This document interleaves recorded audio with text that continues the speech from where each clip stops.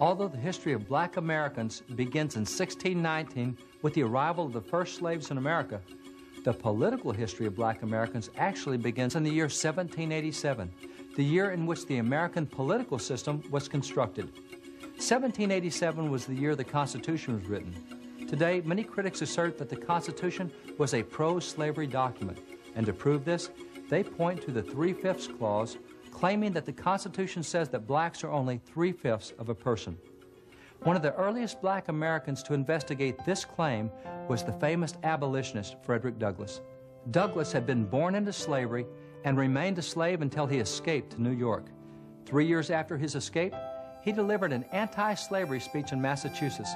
He was promptly hired to work for the state's Anti-Slavery Society, and he also served as a preacher at Zion Methodist Church. During Douglass's first years in freedom in the North, he studied at the feet of abolitionist William Lloyd Garrison, who taught him that the Constitution was a pro-slavery document. Douglass accepted this claim, and his early speeches and writings reflected that belief. However, Douglass later began to research the issue for himself. He read the Constitution. He read the writings of those who wrote the Constitution, and what he found revolutionized his thinking. He concluded that the Constitution was not a pro-slavery document, but rather it was an anti-slavery document. But if the Constitution is not pro-slavery, then what about the 3/5 clause? Had Douglass not read that clause? Yes, he had. He understood that the 3/5 clause dealt only with representation and not the worth of any person. You see, the Constitution had established that for every 30,000 inhabitants in a state, that state would receive one representative to Congress. The southern states saw this as an opportunity to strengthen slavery. Slaves accounted for much of the southern population. In fact, almost half the inhabitants of South Carolina were slaves.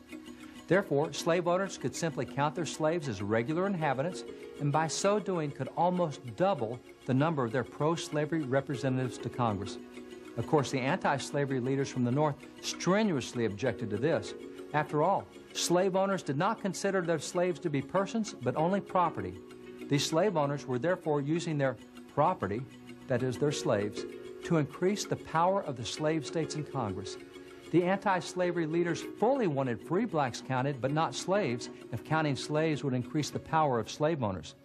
They understood that the fewer the pro-slavery representatives to Congress, the sooner slavery could be eradicated from the nation.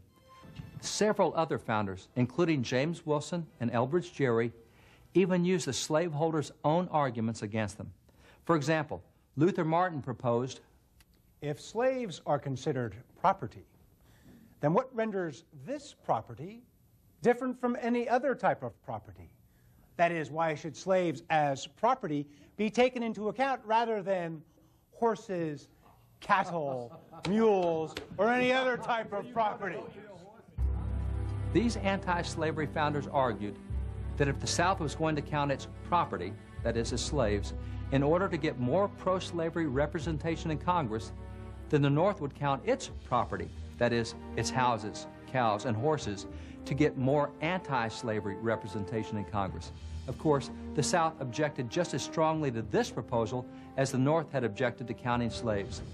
The final compromise was that only 60% of slaves, that is, 3/5 of slaves, would be counted to calculate the number of Southern representatives to Congress. In other words, it would take 50,000 slaves rather than just 30,000 before slave-holding states could get a representative in Congress, thus greatly reducing the number of representatives to Congress from states with extraordinarily large slave populations. This, then, is the 3/5 clause. It had nothing to do with the worth of any individual. In fact, free blacks in the North and the South often were extended the full rights of a citizen and regularly voted, both in the North and the South. The 3/5 clause had to do only with representation.